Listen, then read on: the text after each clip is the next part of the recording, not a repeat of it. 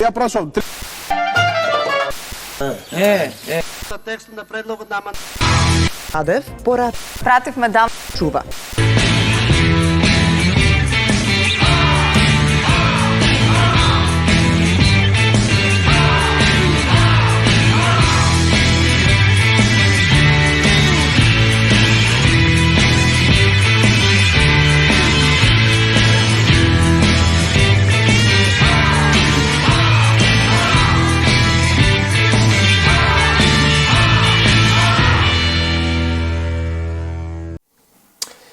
И добро вечер, почитувани гледачи, добредојавте во среда едишн на Тешки муабети. Јас, Стефчо Јакимовски и Милош Милошевски, како ти беше презимето, Никола, ти го запамтам? Аман, мечка се знаем. Милошевски или Се Милошевски? знаеме толку време и никако Па презиме. што те знам? Исо Исо, односно Исо С, И Исо ти не си го знаеш презимето, ја да ти го знам презимето. Како и да е. Неспремен. Од денешниве вака случувања, на Тача му се запали фотоволтаик, додека се обидуваше да промовира нови технологии и зелена енергија. А што се запали фотоволтаикот, тие што беа собрани таму, никој не му текна да го земе ПП апаратот и да го изгаси. Верувам дека гледавте снимката, 10 души се вртка околу волтаикот додека гори, додека камера ги снима. И поважно им беше да не ги сними камерата, отколку да земат ПП апаратот да го изгаснат. Но на посериозни теми, последици од попис, вака две поеклатантни, а тоа се дека Гази Баба како општина треба да стане двојазична, тоа значи промена на сите табли во општината. Не мислам на таблите на вратата на општината, туку на сите табли кои што се пред институциите на општината, училиштата, градинките, сите документи да бидат двојазични, обраќањето кон сограѓаните албанци да биде на албански ако побараат. Но има и една друга ситуација во Кичево, во која што кичевчани, односно албанците кои што живеат во Кичево, повеќе ќе немаат право да го веат нивното национално знаме, двоглавиот орел, заради тоа што согласно пописот се помалку од 50% застапени во општината, тоа е 41,27%, со што го губат правото да веат знаме на Република Албанија. Знаеме сите кои што студели на кај Охрид, знаете колкаво знаме има стегнато пред влезот на самиот влез на Кичево. Фатмир Дехари, градоначалникот на Кичево, вели дека албанците ќе обезбеделе отпор и дека нема да престанат да си го веат знамето, затоа што тие биле над 55% од вкупното население на Кичево, што е уште еден доказ дека пописот беше ниту квалитетно спроведен, ниту пак резултатите од пописот се квалитетни, особено од попризнанието на Апостол Симовски, директорот на Завод за статистика, тука кај нас во емисија, кој што кажа дека податоците во врска со етникумите и религиската припадност не се целосни и не може да бидат точни, заради тоа што тие не знаат каде припаѓаат оние 7,2%, 132.000 граѓани, бидејќи не се дезигнирани по овие 4 белези. Во меѓувреме имаше и избори во Унгарија, победи Виктор Орбан, доби двотретинско мнозинство, апсолутна победа која што не очекуваше никој, најмалку ја очекуваа соросудите во Унгарија, победа и во Србија на актуелниот претседател Александар Вучич и неговата гарнитура, победија на сите три избори, тоа се локални, парламентарни, председателски. Македонија останува таму каде што беше и вчера, а тоа е во криза. Во Македонија во моментов се спроведува уште една вежба на НАТО, тоа се оние хеликоптери кои што ги слушате вечера над главниот град Скопје, се спроведува вежба на НАТО, која што ќе трае неколку дена и во која што ќе се вежбаат ситуации во врска со немири на небото над Македонија. Градоначалник, да почнеме од она што ви е специјалност, а тоа е општина Карпош. Што има ново во Карпош? Карпош, добро вечер.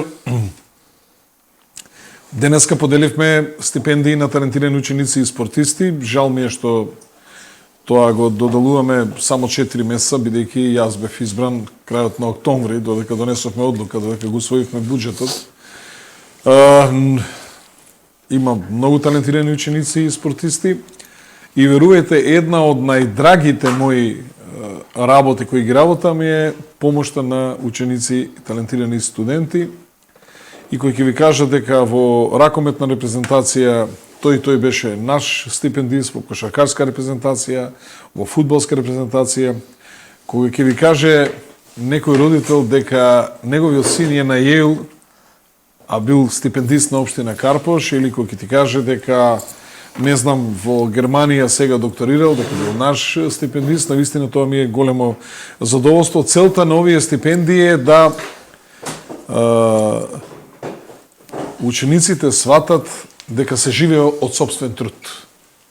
Тие вложиле собствен труд, имаат добри резултати, тие резултати некој ги забележил и е подготвен да ги тоа да го поддржи и тоа да биде поттик така да продолжат со академски титули, академски дипломи и веројатно така некоја компанија еден ден ќе ги забележи како талентирани и способни и ќе им отвори врата за да можат да напредуваат и во својата работна кариера. Јас се сеќавам како студент од прва година 700 денари сегашни, тогаш секако биле повеќе пари, повеќе вределе, земав еден кредит, ми дадоа студентски кредит и многу ми значија тие пари. Слободна карта ќе купиш, ќе некој сендвич ќе изедеш на факултет, многу значи. Така и за ученици во овој основно училиште. Јас кога би имале пари, многу поголеми би биле тие стипендии. Веќе сега ми се пријавија ученици кои што победиле во други спортови веќе на градско ниво, така да ќе ги поддржуваме и натаму. Втората работа е правиме атмосферска канализација на Јури Гагарин, тоа е од Теодоси Гологанов, вртиме десно, Јури Гагарин кај Петар Гошев. Тоа ни ориентира таа улица Јури Гагарин, Петар Гошев. Тука ни се собира многу вода по улица Кора, по улица Мокра. Значи доаѓа вода од озгора од Жданец и од Нерези. Практично од Средно Нерези ни се собира вода и во тој дел секогаш пливаме. Ова е квалитетен зафат кој го прави Водовод и канализација, чини над 200.000 евра и со тоа дефинитивно сите проблеми со атмосферски води ги решаваме на територија на општина Карпош. Останува граѓаните кои што олуците се ги има ставено во фекалната канализација, значи да ги извадат, и ни се случува на поројни дождови, бидејќи олуците се ставени во фекална канализација и најчесто од дворовите излегува со ФИ 100 или ФИ 150, на улица е вклучена од прилика ФИ 200, па преоѓа во ФИ 300.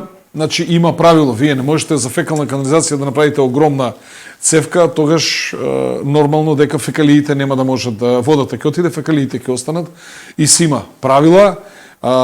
За атмосферска канализација треба да бидат поголеми цевките, меѓутоа за фекалните треба точно толку колку што има потреба, и оние граѓани чии што олуци се во фекална канализација, тоа значи дека задолжително на поројни дождови тие што имаат во подрумските простори купатила задолжително избиваат, и тоа тука општината е немоćна, освен со апели да граѓаните олуците ги извадат надвор од нивните дворови, односно од фекалната канализација. На улица Огражден фирмата Кодинг ќе изврши 54 приклучоци на нова водоводна мрежа. Ги молам граѓаните масовно да се приклучуваат, добиваат поквалитетна вода, затоа што таму меѓу улицата Миле Попјорданов и Џумајска, значи по средина до сега беа водовите, сега практично и фекалната и атмосферската и водоводната мрежа ја вадиме на улица Огражден.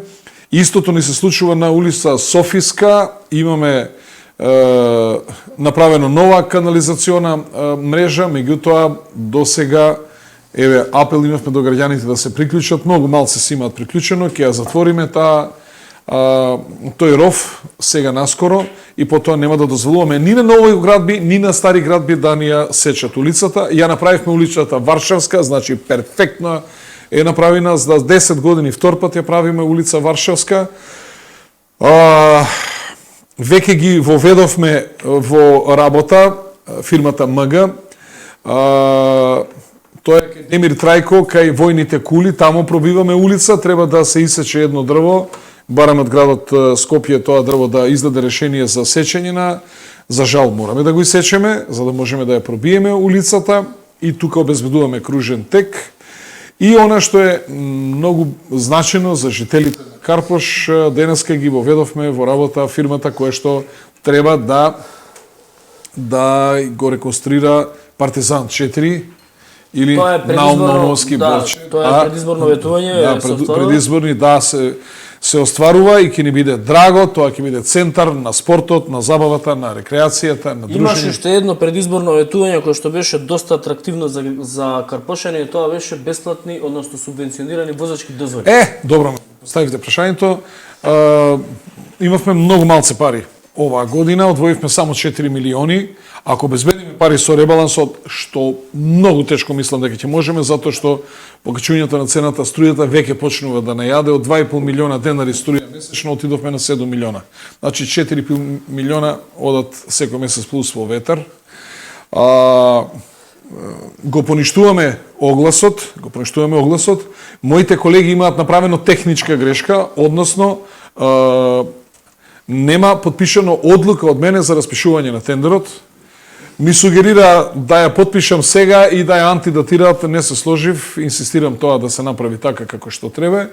Ке извинат граѓаните, значи идеме, ова ќе си важи од нова година, идеме уште еднаш јавниот оглас ќе го преобјавиме.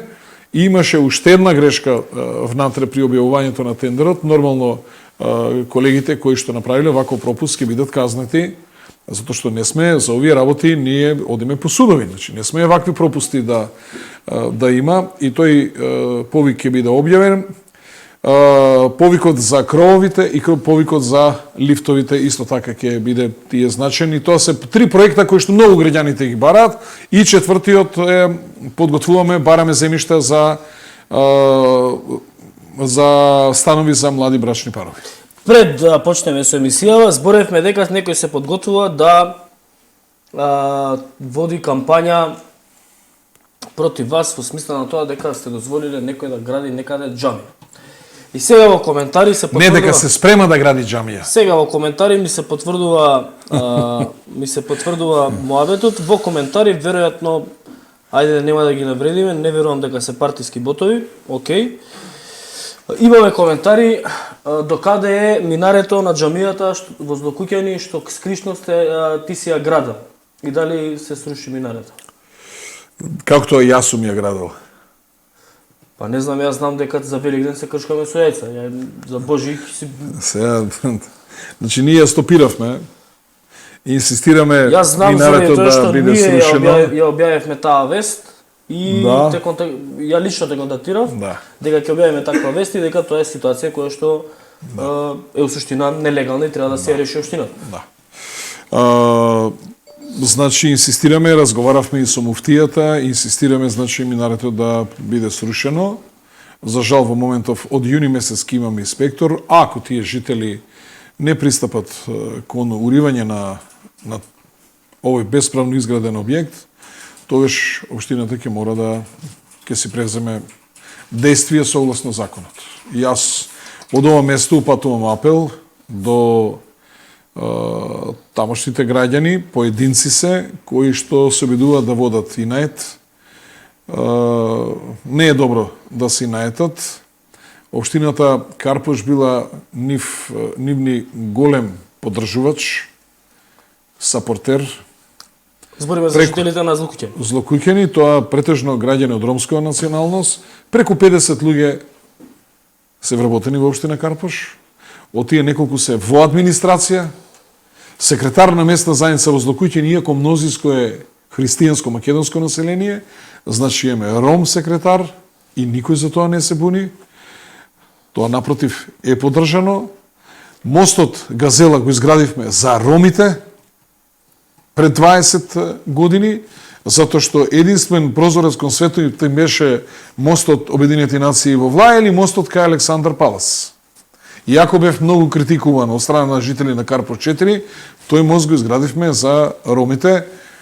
Ромите за овие 20 години финансиски доста напреднаа, со тоа што дел од нив заминаа за странство, дел од нив најдоа работа, отворија бизниси и така натаму, сега се користат и коли, и мотори и така натаму, но пред 20 години најголем дел од луѓето одеа пешки. Значи сме го направиле мостот Газела.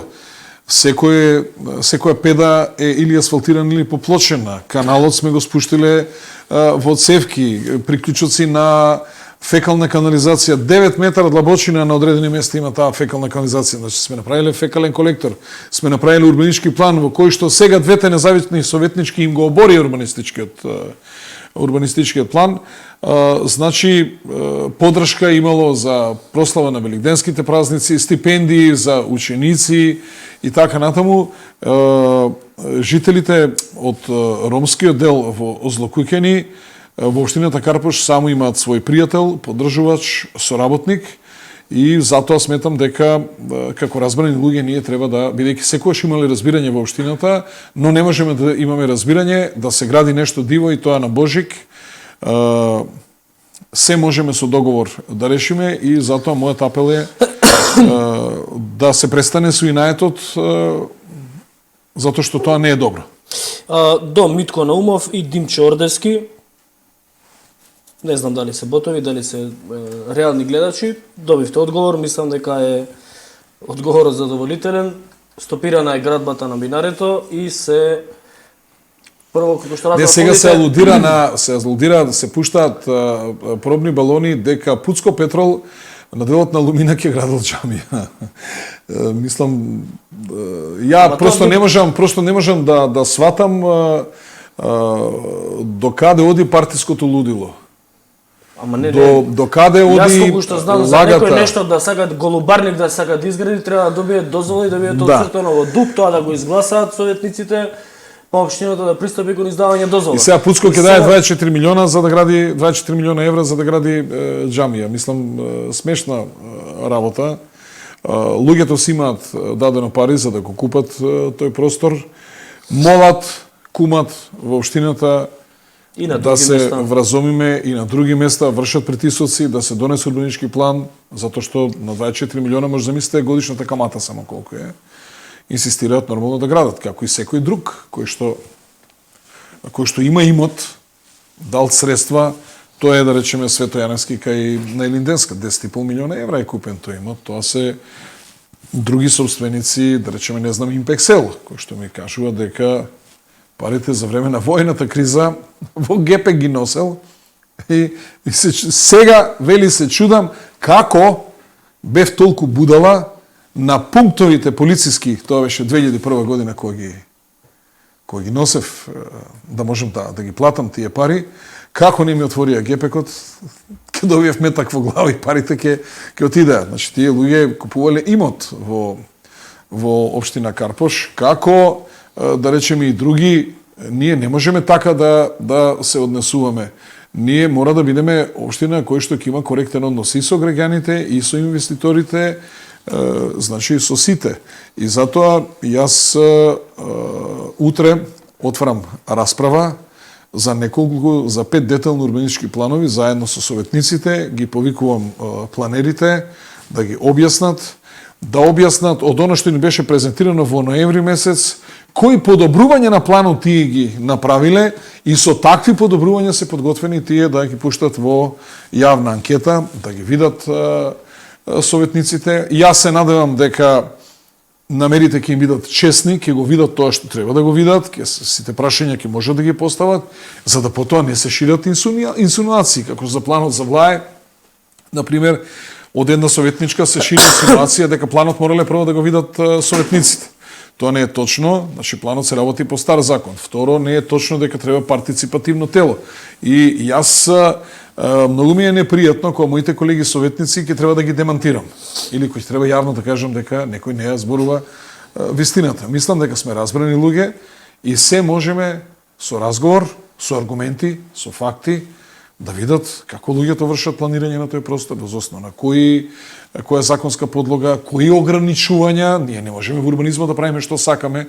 Над нас е генералниот план, над нас е регулацијскиот план од страна на град Скопје, над нас се правилниците за стандарди и нормативи за планирање, законот за урбанистичко планирање. Значи, ние не можеме да правиме што сакаме. Путин функционира со декрети, а ја морам по закони да се владеам. Така да, мора да има... Ако може, Ајде. само на кратко, Александар, да ви се вмешам, мислам дека во најавата го спомена, односно ги спомена последиците од пописот во Македонија. Сега го имавме утринава Димитар Ковачевски премиерот, како кажа дека е спремен да го менува уставот. Тоа е Кимовски го кажа уште првата емисија. Минатата емисија. Да, супер тешки муавети што имавме, во кој што разговаравме за последиците и она што се случуваше за време на пописот, нели и потоа што ќе се случува. Сега, ја не сум правник, но можете да изанализирате што ќе значи отстранување на тоа и спремноста на Ковачевски да ги отстрани 20% од Уставот на Република Македонија. Бидејќи во самиот устав, односно амандманот за кој што говорам, мислам дека беше 5, се вели кој било граѓанин кој живее во единицата на локалната самоуправа, во која најмалку 20% од граѓаните зборуваат службен јазик различен од македонскиот јазик, по комуникација со подрачните единици на министерствата може да употреби кој било од службените јазици и неговото писмо. Дали ова е оправдување на двојазичноста која што веќе се спроведе или со закон, ќе биде отстранување на овие 20% или идеме на следна фаза и дополнителна, може би да речеме, федерализација на Македонија? Вака прво да ви кажам. Сега, дали ми е јасно на граѓаните зошто ни требаше пописот? Мене ми е јасно. Јасно ни беше Зашто? уште пред... Па, јасно ни е зашто ни требаше пописот за нови уставни измени. А не лагите што ги кажуваше и како се викаше Апостол и не знам представниците на власта дека пописот ни треба за да сме можели ние многу планираме во економскиот развој, во инфраструктура, во не знам што, за тоа. И сега гледате зашто се не искача да кажа зашто ќе планираме. Прво што планираат уставот да го сменат. Јасно е зашто ни требаше пописот. За промена на уставот. Апсолутно. За промена на уставот. И сега, кога ќе ја подотвориме вратата на секоја промена на устав, ние македонците надрљуваме. Да не употребам по вулгарен збор. Како жути мачори. Како жолти мачори, како она маченцано што јас во избори си го имав. До мене не знам кај ми се изгуби. Значи, како жолти мачорчиња си надрљуваме. Значи, едно е, само ќе ја подотворат вратата, ќе ја стават ногата, не може да ја затвориме вратата и после ќе си протнат уште 10 други работи. Ќе си пошепотиме ние македонците така едно месец-два и само имаме миц по миц. Кои други работи би ги протнали? За бугарите уставот знаеме. Па нови работи ќе има од етнички карактер, шо мислите вие етнички така? карактер, ајде, бугарите, окей, тоа Премиерот збори посакал да се тргне 20% и нема проблем, ќе му тигне трага за уште 5 измени ќе има најмалку уставот. Еве слушайте ми го зборот. Да, за секој барање И ова моја бела коса не е случајно бела. Таа е бела зашто е долго во политика. И во политиката исто како во математиката, 2 и 2 се 4. Само треба поимите да добро ги анализираш и они сами ти кажуваат. И јасно беше зошто ни треба пописот. Минатиот пат ви реков со вакви резултати во пописот ќе предизвика ова тектонски пореметување и дека ќе има уставни промени. И еве ги за недела дена ние веќе слушаме од страна на премиерот за уставни промени.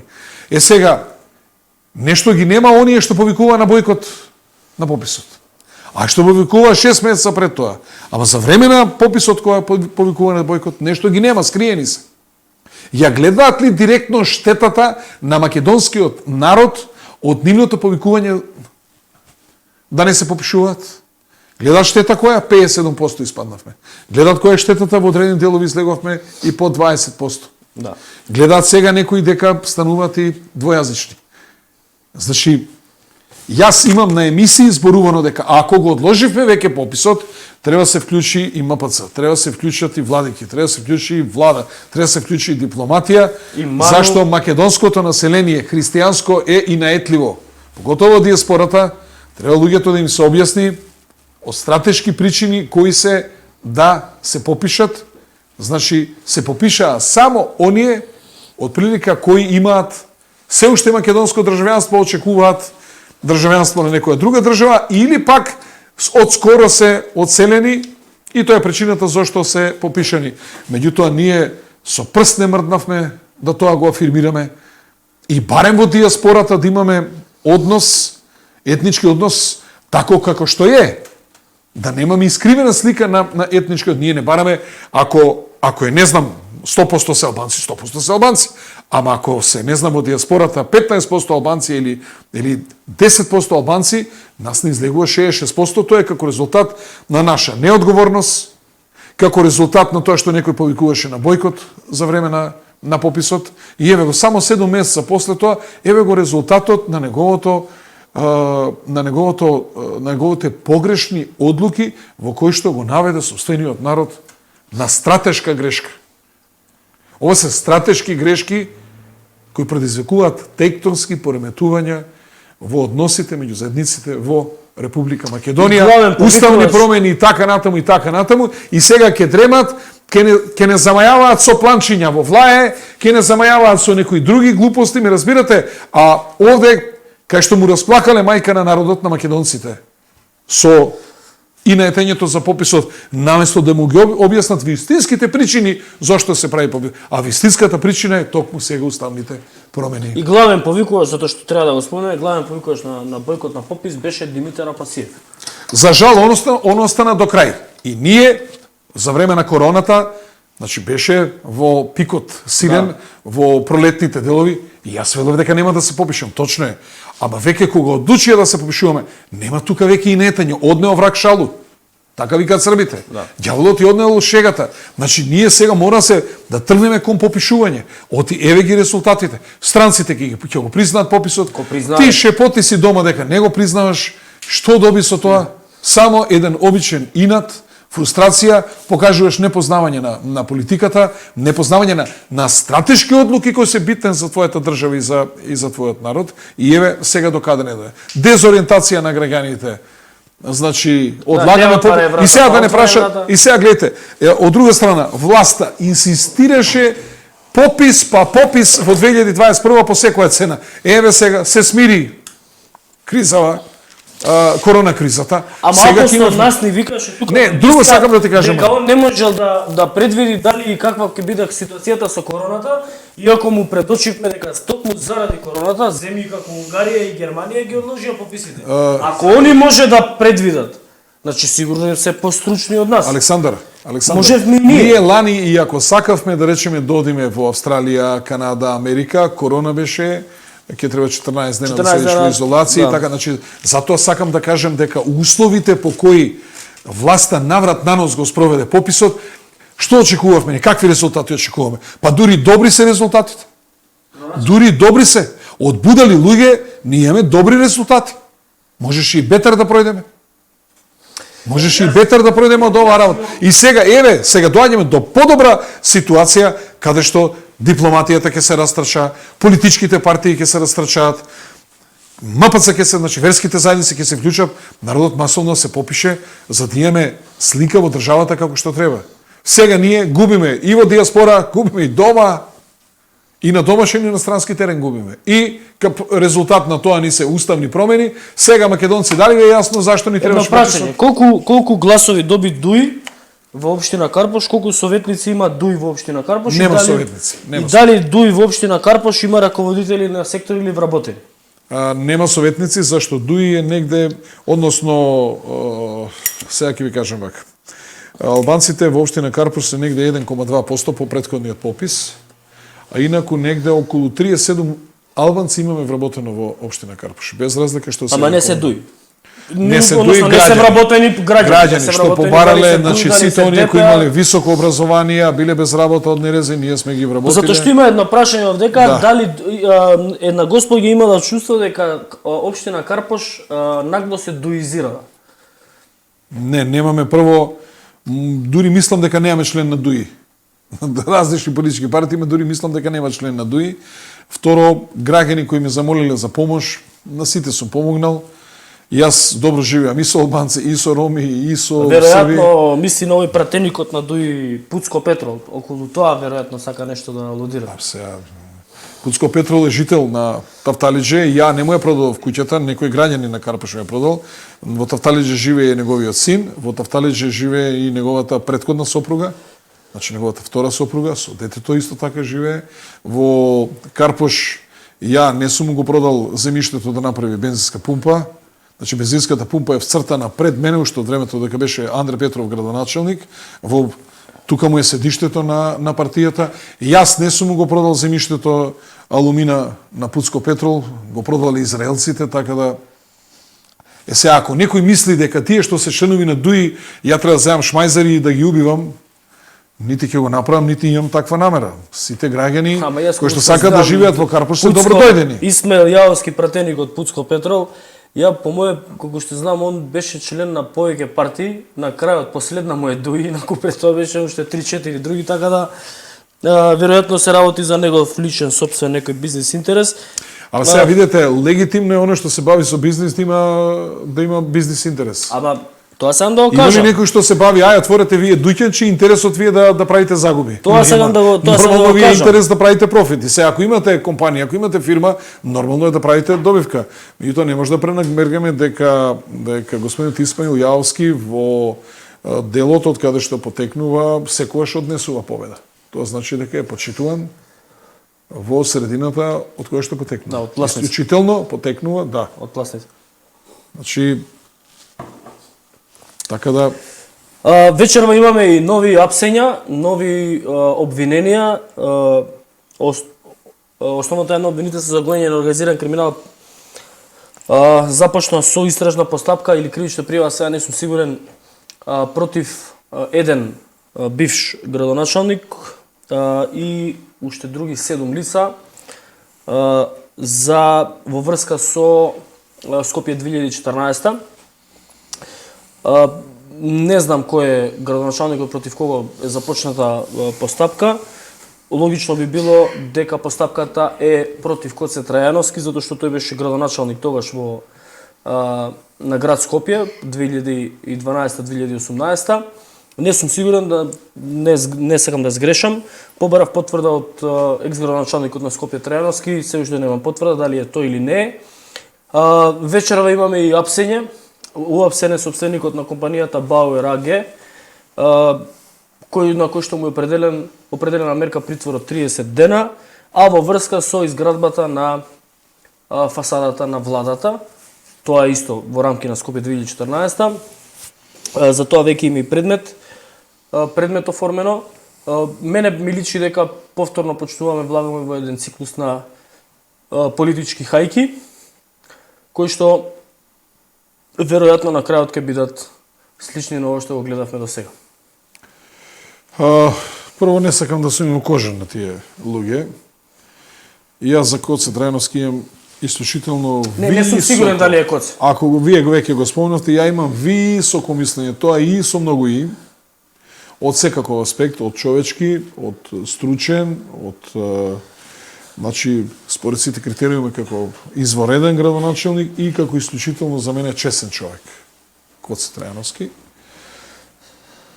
Камо многу политичари или многу граѓани во оваа држава да кон доверените средства од државата се однесувале онака како што се однесувал Коце Трајановски.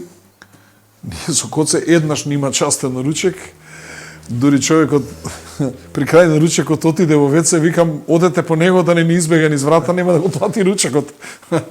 До таму колку беше скржав, домакин. Тоа беше во хотел Русија. Викам, станете по него, немој да ни избега, ќе не остави ние да го платиме. Некако го убедивме он да го плати, некоја средба имавме, не знам како беше со градоначалниците и го собравме, ајде не си платил никогаш ти ручек и така натаму. Значи, човек кој даде извонреден ангажман, човек кој постави високи стандарди, многу се работеше. Тоа Скопје 2014 година е трн во очи откако првата секунда е направено. За жал не видовме Скопје 2025, нити Скопје 2030. Осмен Скопје 2014, ние немаме нешто ново. Во изминативе 5 години ние не видовме нов објект. после толку време, значи од 2015 година нааму, ако има криминал, е во ред. Друга ситуација, ако има некои технички грешки, пропусти направено при тендерирање или по било што, тоа не е причина да луѓе треба да се апсат ако немало криминал. Во секој случај не ми се допаѓаат репресии врз било кој граѓанин, можеме сепак тие работи на друг начин. Кривичните постапки може да се одат, не мора луѓето да се притвараат. Жал ми е што слушам и од опозицијата закани и до фирми и до граѓани ако дошле еден ден на власт, како тие ќе ги апселе, како до каде ќе одиме ние? Има ли човек што ќе може мирно да седне во оваа држава, да си тера, да си работи? Како тоа ние мислиме да... Не знам, ај тогаш да одлучиме, не знам, турски фирми нека дојдат и тие нека ги взимаат тендерите, нека работат во Македонија, зашто ќе си отидат утре од Турција и не можеме да ги гониме. Вака меѓу себе ние ностоп се требиме, се уништуваме, се... Но моето мислење е дека тоа не е добро. Стопанствениците треба да видиме што можеме да им помогнеме. Некој еден стопанственик ми вели вака, кој има градежна компанија, градоначалник, не бараме ништо од вас, од политичарите. Бараме само фронт за работа. А што не добиваме фронт за работа, туку добиваме сопки, добиваме закани, добиваме уцени, добиваме рекет. Ја не можам да земам да градам ако нема проект, ако нема урбаничките план, ако нема ништо. Ние само бараме фронт за работа. Фронт за работа во кој што ќе направиме нешто, ќе се вработат луѓе, градежници ќе работат, значи ќе се ствара создава некој GDP, во кој што значи ќе се разубава ова наша држава, луѓе ќе носат дома плата и нормално ние како компанија нешто треба да ги покриеме трошоците, нешто да ни остане. Парите сите што сме ги заработиле ни останале тука. Знаат ли граѓаните дека комерцијална банка ќе отидеше во раце на бугарите? Да не беа тие македонски што ги викаме со погредни зборови, олигарски, урбани мафијаши, не знам како и така натаму. Да не извадеа тие пари да и купат акциите во комерцијална банка, ќе отидеше во бугарски раце стратешката и најголемата банка во Македонија и потоа полека ќе ни ги спумпа средствата према Бугарија и дефинитивно ќе дојде во големо загрозување штедните влогови во таа банка. Значи, не може ние само секој што во оваа држава е успешен, ние да го сметаме за криминалец, да гледаме како да му се осветиме, да гледаме како да го пресретнеме некаде, да му земеме пари и не знам што. Јас тие работи за мене се непојмливи. И непојмливи ми се како од власта, така гледам дека се жести и опозицијата и тоа не е добро. И ние како општество на тоа треба да се спротивиме.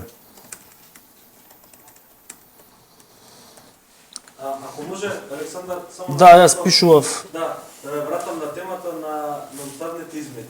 Сега ги гледав математиките, значи согласно тие математики во парламентот 76 пратеници имаат севкупно сите политички албански партии и СДСМ, без пратениците на опозицијата, значи зборам на големата коалиција и на левица.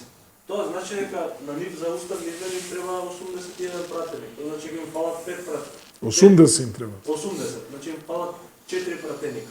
Така да опозицијата би можела да ги спречи овие уставни измени. Сакам да кажам дека ништо не е загубено во моментот од тој аспект. Значи, се уште ни предстои гласање во собранието, кај што треба да се гласа најпред за отворање на уставот, па потоа... Вака да ви кажам, јас имам еден пратеник, односно Гром има еден пратеник во собранието, ние би поддржале уставни промени што ќе значи подобрување на животот на граѓаните во Македонија.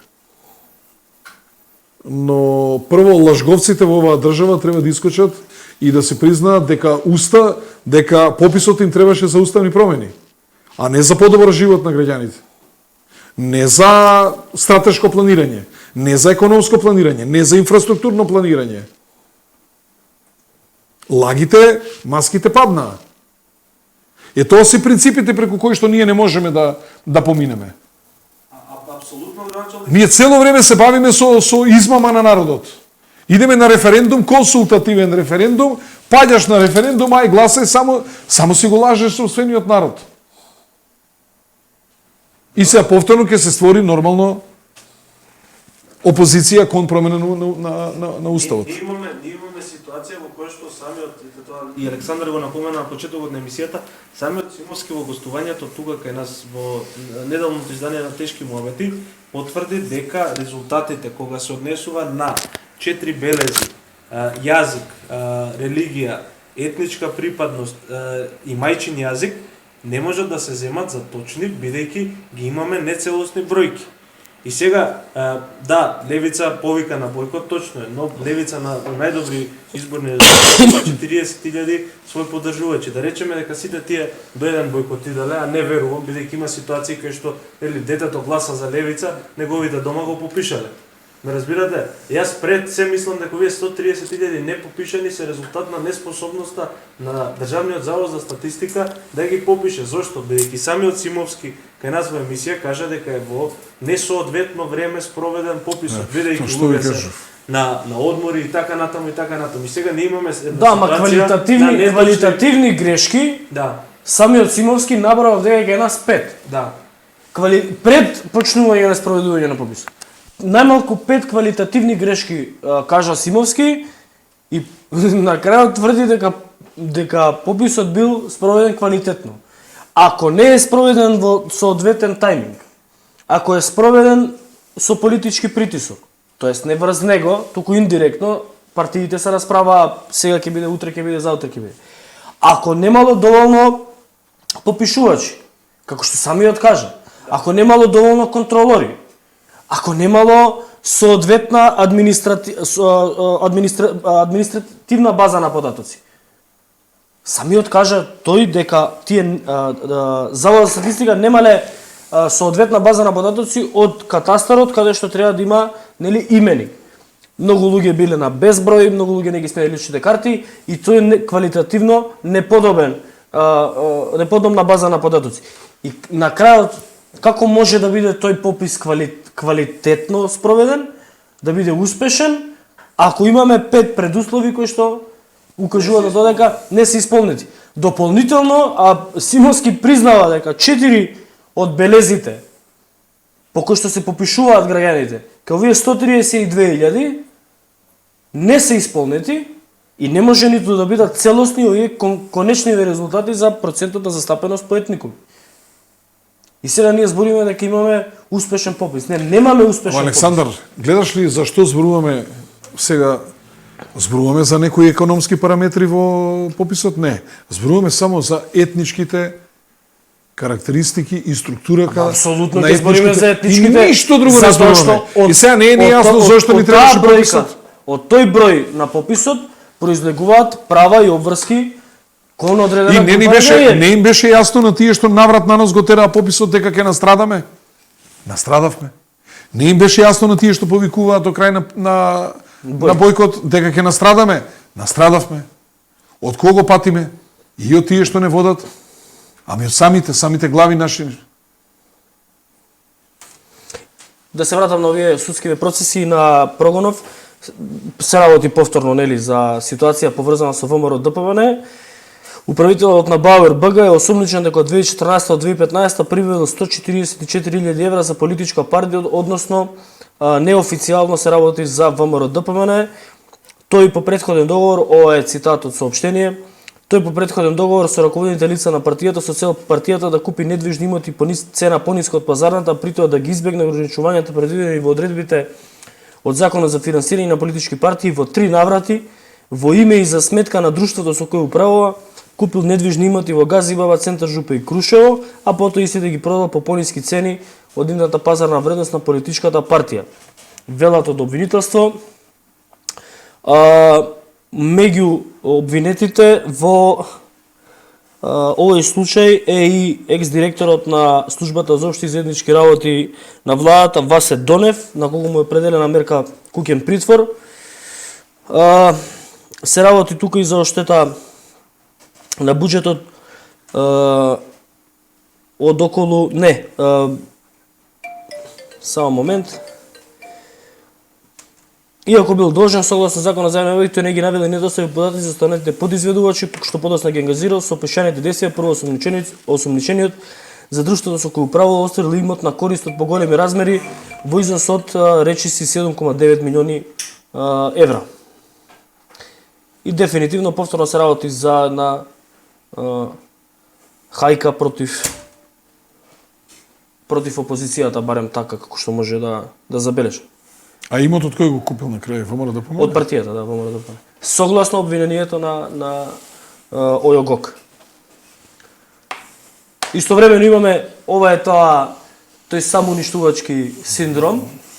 Истовремено имаме ситуација во која што една фирма блиска на Додуј, ајде нема да споменам кој е ниту собственик, но од актуелен пратеник на ДУИ, фирма добива 650 тендери годишно и нема никаква истрага, нема никакви проблеми. Ама видете сега, ајде вак, не мора да значи дека фирмата кога добила 650 тендери дека направила криминал. Па не. Ние повеќе, на пример, види Александар, ние повеќе треба да се бавиме, на пример, со една појава што ни се случува. 5 или 6 фирми учествуваат на тендер, а ниедна потоа не учествува на јавно надавање, односно спуштање на цената на тендерот. Зашто? Зашто една од тие фирми ги уценува или им се заканува, или пак ги подкупува фирмите да не ја спуштаат цената. Или пак, за нас треба да биде симптоматично кога на тендер ќе се појави само една фирма. Има договарање меѓу фирмите. Ти учествувај вамо, јас ќе учествувам тамо, јас да не ти ја спуштам овде цената, ти и не ги набиваат цените така натаму. И те како тука има работа за Не, околу овие 650 тендери, јас зборам заради тоа што Нека априори да кажам дека некој што се тендер направил. Не зборам јас априори, јас само кажувам дека ја подготвуваме еден серијал текстови кои што ќе почнеме да ги објавуваме во врска со оваа компанија и во врска со овие тендери каде што има сериозни индици. Меѓу кои што е и ова сега што го спомена, а тоа е договарање и подкупување на другите помали фирми или картелско договарање, ти оди таму, јас ќе дам тука. Внимајте вак. Имаме комисија за заштита на конкуренцијата. Значи, комисија која што не смее да дозволи монополи. Што тоа значи? Вие и јас да се здружиме, да се договориме со цените за да оствариме екстра профит. Ме сваќате? Да не функционираат пазарните законитости, да победи на тендер оној што ќе даде најдобри услови, туку да победи оној кој што најдобро ќе се договори со другиот. Тоа законот за антимонополи го предвидел и законската казна е до 10% од вкупниот, повторувам, вкупниот промет, не од добивката, од вкупниот промет. Ако вие минатата година сте имале, пример, 1.000.000 евра, да, тоа значи 100.000 евра ќе платите, заради до 100.000 евра може да платите. Имаше во Франција, на пример, пивари кои се договарале и така натаму, значи по 50 милиона евра беа казнети. Тоа е најстрого забрането. Вие сте слушнали ли ние таа антимонополска управа некогаш некого да казни и така натаму. Секој што има над 30% од пазарот, тој е монопол и тој мора да продава делови од својата фирма. Секој што има над 30% од било што од пазарот, тоа строго мора да се контролира. Строго мора да се контролира тендери и ако има договарање на тендери, да тоа е монополско здружување и тоа треба да се казнува и тоа дебело да се казнува. Затоа што на крај ние плаќаме. Општините, јавните претпријатија, установите, државата. Значи со иста количина на пари да завршиме помала работа бидејќи цените не ги набиваат. И тука не може да кажам дека е, не знам, некој директор или градоначелник или министер вклучен во таквото нечестно дејание, туку директно фирмите меѓу себе. А цекот го плаќаме и ние како раководители на установи, но ги праќаат и граѓаните бидејќи тоа се нивни пари. И јас искрен да видам во тендерите во општина Карпош воведов све што ми е сомнително, ги раздвојувам тендерите. Например, сега што ми се случи? Секира да биде дупло поевтина од метла. Секира 130 денари, метла 250 денари. Можно ли е тоа? Ама секирите нема да купувам, дали ќе купиме една, две или три секири или 5 нека бидат, ама метли ќе купиме 2-3 илјади. И така има и на други делови. И инсистирам веќе секој кој што тендерот од неговиот сектор потекнува, на крајот да си даде мислење за цените. дали се цените пазарни или има во одредени делови набиени цени. Например, во еден тендер имаме промена на акумулатор 3 работни сата. 3 работни сата. Акумулатор да го штрафите и овој другиот да го заштрафите 3 сата. По 1000 денари, 3000 денари. Толку е акумулаторот. Или, например, врата 2 метра на 85 сантима е 6400 денари. Промена на вратата, замена. Да ви извадат и да ви стават нова. И врата, внимавајте, 2,15, тоа е нестандардна врата повисока, на 90, 0,16 денари. Таква врата немаме нигде во општината. И тој што го спремал тендерот, значи точно знаел дека таква врата нема и он дал 0,16 денари за таа врата. Ама затоа е набил цената на вратата вратите кои што ќе треба да се менуваат. И така ги исцрпува буџетот на општината. И затоа инсистирам, ако имаме такви делови, ќе ги одвоиме. Сега затоа, посебно тендер за секири, посебно тендер за метли. Па бујрум, нек си дадат цени како што треба. Инаку, во меѓувреме ме контактираше и екс-градоначалникот Скопје Коци Трајановски, демантираше дека е за него, нема за него предмет.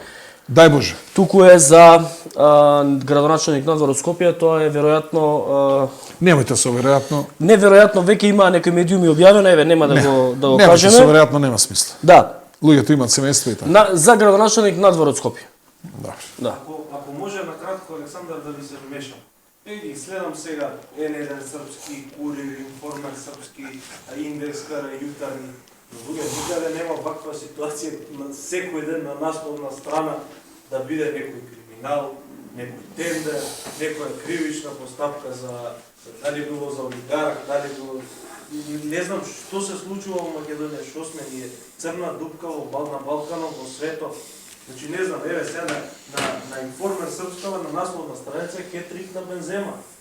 Нема дека украла овој толку дека не можам да разберам дали во таква деградација нашето македонско општество и на вистина има толку криминали. Значи Милош, јас сакам уште еднаш да ја поправам.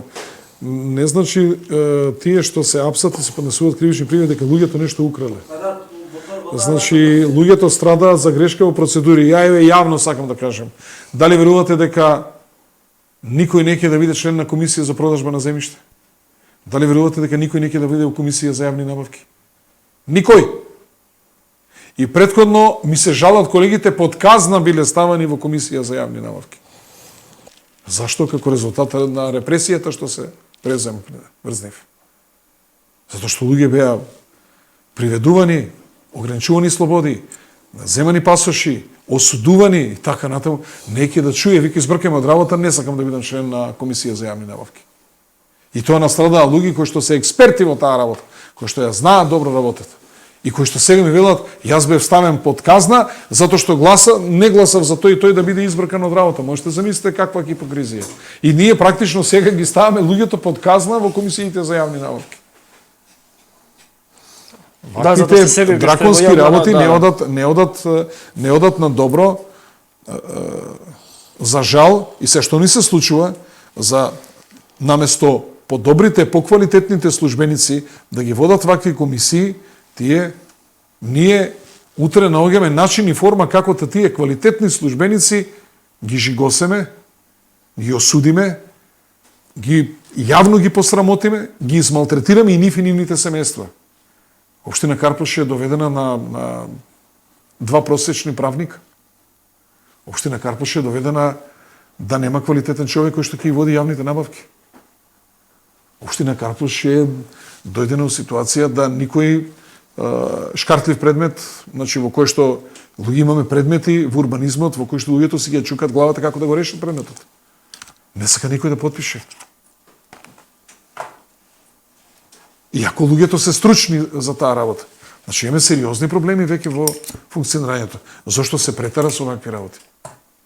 Ако има криминал, молим лепо, платен со пари, обележени пари, снимено, не знам како, потврдено, дадено пари и така натаму, завршена работа. Ама луѓето за точката, за пирката, за не знам обвинителство, вака го толкува тоа, експертите си го толкуваат вака, убедени се дека се во право и на крај завршуваат со затворски казни или условни, тоа не е во ред. Зашто Александар на крајот на краиштата Какви се, такви се тие наши служби, таа наша администрација. Па кој не служи бе луѓе? Па тие пак не служат тие. Абе не чини здравството, добро не чини. Ама пак кој не лечи? Па тие. Еве јас правев гастроскопија во Систина, да, ми рекоа имате една работа која што ние немаме тука таква опрема, мора да одите на клиника да го проверите ова. Пак треба да одиш на клиника, колку да имаш приватно. Значи колку да не чини здравството, па бре луѓе тие не лечат, па тие не ги решаваат проблемите. Колку да не ничи во оваа администрација, пак тие не ги решаваат проблемите. Ми истекла возачката дозвола, па тие луѓе не знам за 5-6 дена ми издадоа возачка дозвола, пак одиме кај нив. И са толку плукање, толку деградација на тие служби, мислам дека не е морет. Малку респект треба да има. Не работат за, кузна, кој ќе видите ка работат за 22-3.000 денари, плата луѓе за 25.000 денари. И потоа ги влечете по судовите. А едно учество на застапување на адвокатот е поголемо од неговата плата. Не, ама не се работи за деградација на службите заради тоа што тие работат државна работа. Се работи заради тоа што еден човек за една лична карта, ако треба да има еден човек кој треба да ве фотографира, да ви земе податоци и да ви даде потврда дека сте аплицирале за нова лична карта, ако треба еден човек, ние имаме 6. За сега превработеноста е проблем. Проблем е тоа што луѓе кои што не се стручни се ставаат на раководни позиции. Тука е мислам дека нервозата и тоа и Александар, се е тоа точно. Али во рамките на тие нестручни повторно имаме делови од институциите кои има луѓе кои што се убиваат од работа. Ама се убиваат од работа. И го носат теретот на целото. И ние не можеме да тие таквите на врсите. Точно, и што е најстрашно. Се согласувам, ама опасноста е во ваквите ситуации преапсењата настрадуваат најквалитетните службеници. Мојот случај настрадаа најквалитетните службеници што ги имаме во општина Карпуш. И за жал тие напуштија општината и сега ги повикував да се вратат, не сакат да се вратат. За жал страдаат квалитетните што работеле многу. Легачите пак ќе си видат легачи на страна. Па тоа сам да го кажам, револтот на граѓаните е заради тоа што нестручни се ставаат на клучни позиции, овие кои што работат се убиваат во работа, од работа доаѓаат до ситуација да бидат гонети, да бидат малтретирани и на крај палат авионот, бегаат од држава и ние остануваме со... Тука е револтот кај граѓаните. Александар, нас ни треба... Македонија се претвори во општество у кое што ајдукот се наградува, честниот се казнува. Да. И ние мораме тоа да го решиме. Во таа смисла го зборам, ова и го разбирам и револтот и на луѓето. И тоа не е ситуација во која што да, ние ќе ги оправдаме сите кои што работат и сите ќе им кажеме браво. Еве за короната сите ги поддржавме медицинските работници. Ама тоа не значи дека ние ќе ги поддржиме и кога прават кога министерот прави набавка која што му е договорена претходно, тоа нема шанси. Ниту пак ќе поддржиме министерот или раководителица во клинички центар, кога клинички центар нема обезбедување, нема основни услови во санитарните јазди. Нема хумани услови на интензивна нега. Нема основни услови за лечење на луѓе во... Александар, наутро кога ќе тргнеш и ќе отидеш во државна болница, река народ иде према државна болница. Арно и толку не хоспитализираат, арно и толку ни пружуваат услуга. Ова е ненормално. Мора да профункционираат останатите делови на Македонија. Мора ние тие да ги развиеме. Ама како ќе профункционира? Видете наутро, значи према клинички центар, река народ иде луѓе. Се градеше клинички центар. Тие луѓе, тие 1700 луѓе, тамо колку се 3000 луѓе да не се градеше клинички центар во Штип. Се промени власта, се затвори, се запре изградбата на клиничкиот центар. Зашто? Заради тоа што тој што го градил клиничкиот центар бил човек кој што не се сига на власт. Ама Александар, затоа народот од Источна Македонија треба да цени кој му правил добро, кој му правил лошо. Кој сакаше да му прави аеродром на Штип, да. А кој аеродромот го претвори у канализација, плочки, у не знам што. Па имали по-проста работа. Вие за да направите некој аеродром, 10 години ви треба да мерите ружа на ветрови, не знам, врнежи, снегови, магли и така натаму, значи се тоа што е потребно за да имате, знаете ли кој капитал вие да имате покрај Охридскиот и Скопскиот, да имате уште еден алтернативен аеродром во централниот дел на Македонија, стратешка работа И пасте, за 17 милиона евра ние тие пари ги дадовме у канализации, у плочки у порта влаја ке мене и не изградивме аеродром. Па, тоа дали може нормални луѓе такви одлуки да носат? Аеродром. Разбирате, аеродром. Покрај овие два да имаш во централниот дел на Македонија стратешки уште еден аеродром. Сега, затоа граѓаните кога носат одлуки на избори, треба да се ценат, чекај, ми се спремаше клинички, не ми го направија. Ми се спремаше аеродром, ми ги претворија парите у канализација. Ми се спремаше слободна економска зона, ми ја стопираа. Детето ми отиде во странство да работи чистач или продава бургери во Берлин. Сега, затоа одлуките така треба да се носат. А не одлуките по симпатиите. Јас сум за оваа партија, ти си за ова.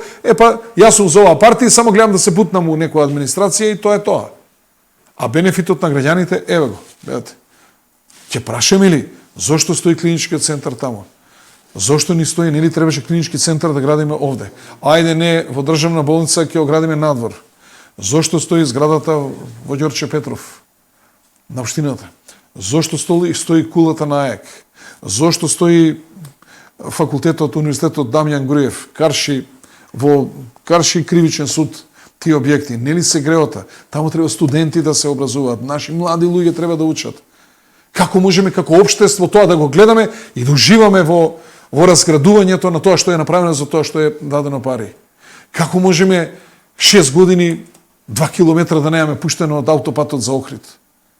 Како може 6 години аутопатот Ранковце Крива Паланка да немаме 100 метра пуштено? Не знам, Штип Радовиш и така натаму. Тоа се клучните параметри по кои што ние треба да ги судиме тие што не водат, дали не водат добро или не водат добро.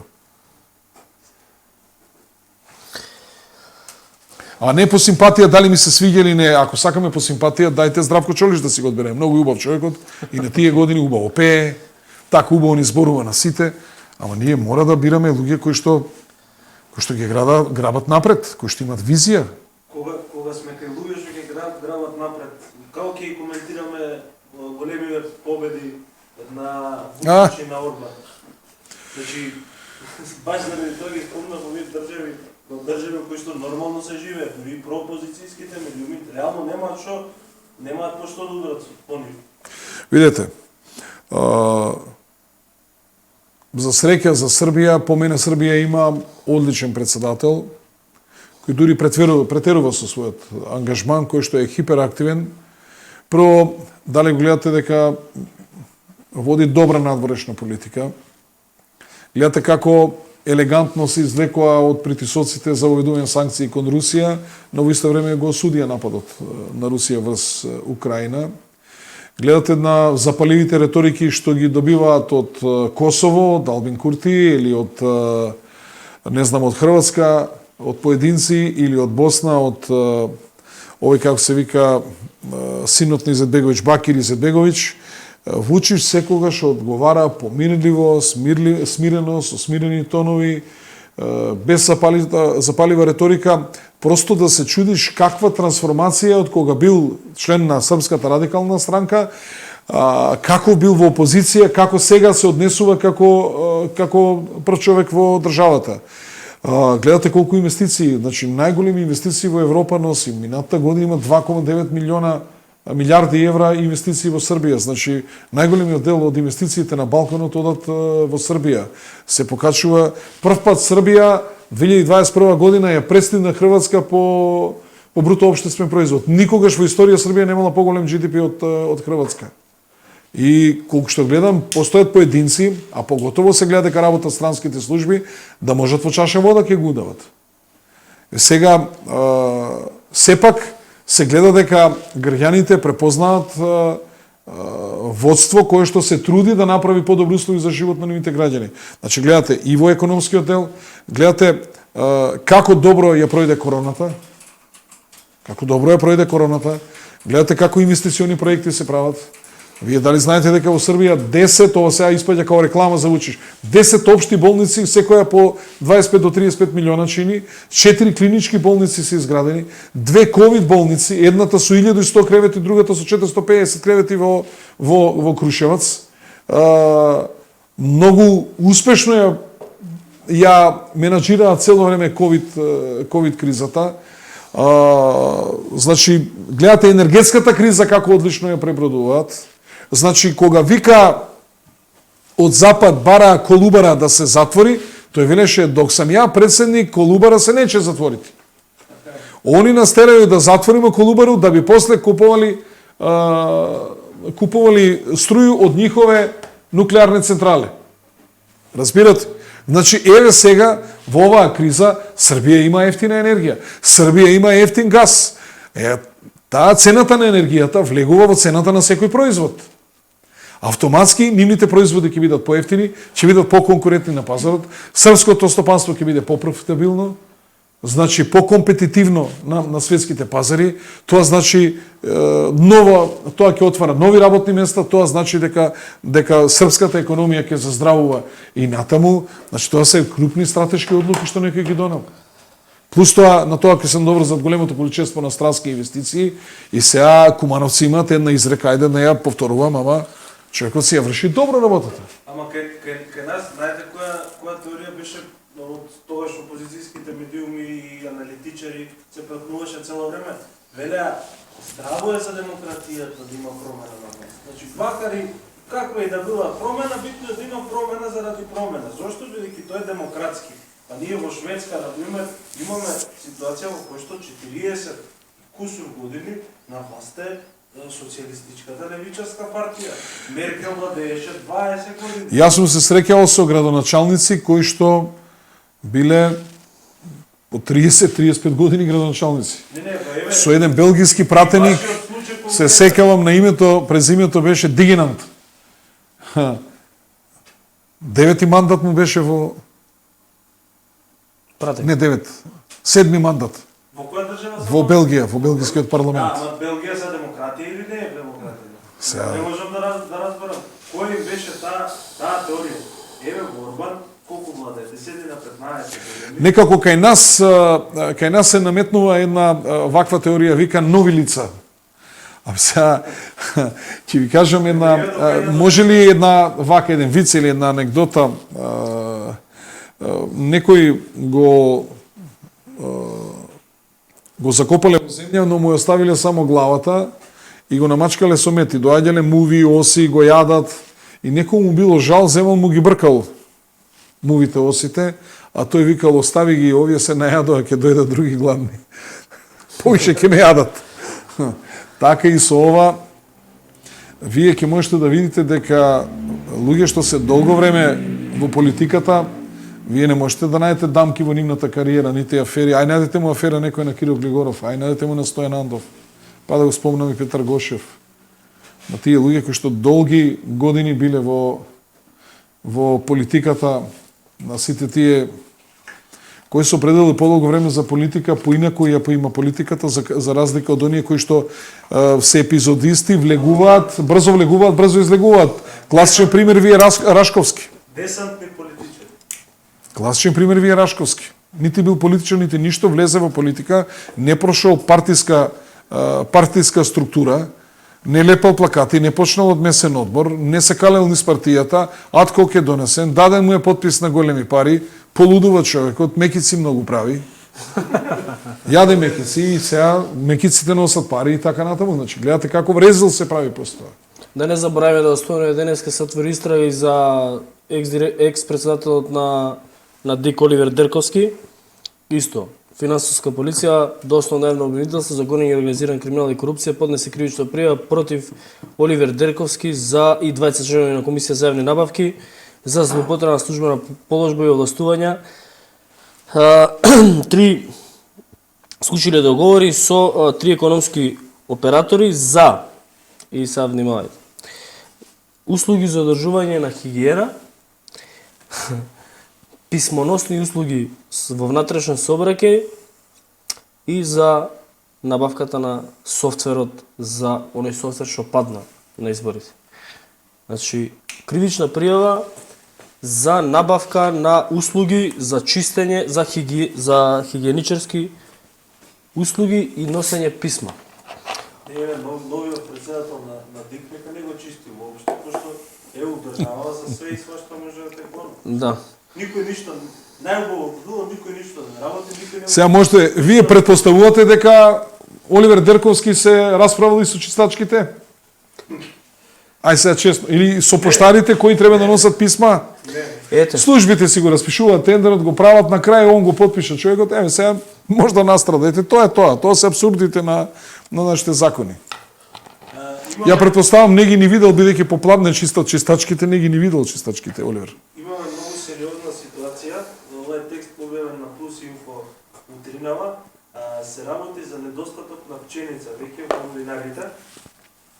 Се работи за изјава на Горан Малишик, председател на Сдружение на мелничка индустрија на Стопанската комора, вика нашите резерви се при крај и неизвестно е што ќе се случува натаму. Имаме подпишано договори за испорака на пченица од Србија со добавувачите од таму, но поради забраната за извоз тие не се реализираат во овој период. Има најава дека забраната ќе биде крената, но не се знае кога. Сега, бараат помош или од владата, која што би ги отворила државните, ќе ги активира државните резерви, или молничарите ќе немаат што да гледат. Сега што ќе се случи? Сега пак идеме, ќе бациме рака кај Вучич, као на Владика што му се бацува, ќе молиме пченица, ќе ни даде Вучко пченица, ќе почнат композиции да идат, пак ќе си молиме. Ама зашто да молиме, зашто немаме ние доволно... Како немаме 50.000 тони? Немаме доволно свесни политичари... Тоа е за 2 месеца. За 2 месеци, да. Да. За април и мај. Се А знаело... бербата ќе биде во јуни, крај на Од јуни. 11 месец знаеле дека ќе има инвазија на Украина и никој не му текнало да иде да купи доволна количина на пшеница, на нафта, на зејтин, на... Ама знаеш како Александар испаѓа дека ние сме будали, што седиме цел ден, што читаме по порталите, што следиме све што се случува, за да спремиме една емисија у среда, у петок, у недела, да стераме емисии, а овие водат држава и не можат да прочитаат дека ќе следува енергетска криза, дека Бајден вели дека ќе има глад во свет. Ја не можам да го разберам, тој... Што да разбереш, денеска му се пали фотоволтаик на премиерот. Му се пали фотоволтаик на премиерот и 10 души, никој не му текнува да го земе ПП апаратот кој што стои до нив да го изгасни. Ексидент. Ама како вексидент? 10 души со премиерот 11. Не биле обучени за управување со ПП апаратот. Оти ако не обучен земеш да гасиш, ќе те обтужат, ќе те обвинат за Нестручно... без лиценца гасиш Да, пожар. нестручно... 353 сигурно има. 353 став 5 во врска со став 3. Иван, имаш видеото? Ја ќе го спремам. Ќе спреме видеото. Не обучен гасиш пожар, како тоа? Ама ПП апарат, значи 10 души седат ПП апаратот, никој не му текнува да го земе, се вртат као да го ПП апаратот. Ваков, нашиот е голем ПП апарат, овие има помалечок. Ама доволно. Преврти го нагоре надолу, извати го осигурачот и стисни и толку. И видиш како... Немаме ние пожаров дека иначе. Да видиш како све со пења ќе не направиш овде. Пена парти кога ќе правиме со ПП апарат. Друг пат, на Таче една лакво, кога идеме на промоции на кои што ќе присуствува Таче, ќе си носиме наш ПП апарат. Да не се деси нешто, ние ќе изгасиме. Камера, микрофон и ПП апарат, зашто Таче има промоција. Да му се запали нешто. Не, Милош ќе му ставиме на грб. Како оние што фрлачи на пламен, он фрлачи на... Ханс. Да. Како беше Ханс, give me the flamethrower. Фламенбахен, да. Трагедија. Ама не тргни таа. Добро, види. Сега Ама не е добро. Значи ние тргнеме од... Абе кешки до ова да е. Се запали до ова. Ама не е кешки, ова е... Значи од вака, како да кажа, никој не му текнува да земе ПП и ние очекуваме од оваа гарнитура на власт да и текне дека у ноември им кажале ќе има инвазија на Украина, да им текне да купат сигурно седене вака сите, што бидна. Знаете Ја, што, мене не е тие работи се непредвидливи. Денеска ние Како се на непредвидливи кога имале игралиштето во основното училиште Лазо Трповски ги делиме овие стипендиите. Едно девојченце, прекрасно, убаво, чита и едно време почна да ги греши буквите и едно време отиде одесно, падна. Значи изгуби свест девојчето. Добро, сега не е смешна И ситуација. потоа градоначалникот почна да ги чита сите. Ама добро ете го, што да се слушал. Ама овој, Ама тоа се абе пушти го ексцесна микрофонот од преска луѓето ти пишува да опуштиш микрофонот. ексцесна Па ситуација е тоа. рестартирај Не го. можеме да непредвидливо е. Спремно е видеото. Спремно е, пуштете го видеото да видиме со Пепе Парадов. Ајде. Ајде. Пушти му го на превиу, ја.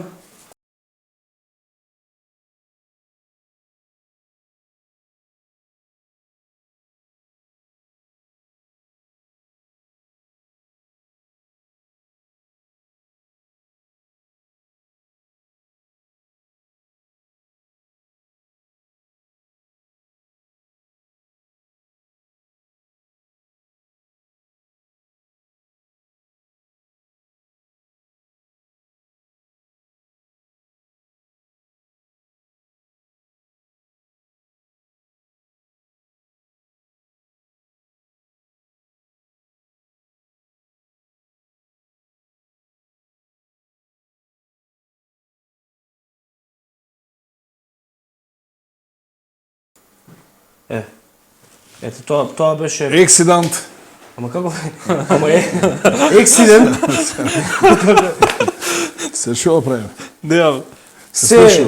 Абе со житово што правиме, ова е ексидент. Да, Со ексидант. житово што Ќе правиме. изгасиме пожарот, ама жито. Не може да не предвиделе ваква На времето криза. имавме еден пратеник, прекрасен пратеник. Како се викаше од Шуто Ризари беше Неамди Бајрам претходно како се викаше овој? Починати кутриот. Не знам. И стално кој се скара у парламентот ќе скочете. Абе луѓето немаат леб да јадат, вие што правите овде? Секој што му беше, еве дојде време да немаме леб да јадеме. Па буквално. Фајк Абди, нека му е лесна земјата. Беше добар вака народен пратеник и секојаш кој ќе се згужваше работите во парламентот, абе луѓето нема леб да јадат, вие што правите овде? Ќе ни даде Србија, не се кирете. Сака малку сега да му бациме рука после ова. Ќе не врти малку сега, нема влада ова. Еден гледач дека сега коментира околу ова, околу работа изгледа како Коледа Леден. И јас немавме жито, идеме кај Коледа Леден, кај Вучич, да ни даде жито, леп, јадење, пи. Мислам... Знаете што е проблемот? Сега Вучич може да каже, и сега така е, они немаат влада, нема кој да донесе одлука да се дигне ембаргото за извоз на жито. Нема влада, додека не се формира влада. Сега Бугарија ќе ни даде, викаат. Аха, ќе ни даде. Не, види, ја мислам дека Вучич да се кандидира на избори у Македонија. Ќе тепа, да. Не да ќе тепа, ќе сгази. Со 2/3. Не, мислам дека и албанци, и турци, и сите ќе го гласаат. Гази со 2/3 мнозинство кај нас Вучич, што ти на тебе? А не е дека Само не тие од левица нема нема да до го гласаат. толку да му се не. Пошто тие не гласаат, никога не ќе. Кој? Само левица нема да го гласа. Левица нема. Не може. Они се за бойкот. Се за бойкот, да. Унгарија, Орбан, 2/3 мнозинство, 139 пратеници. Кој си води сметка за народот ке си добива подршка?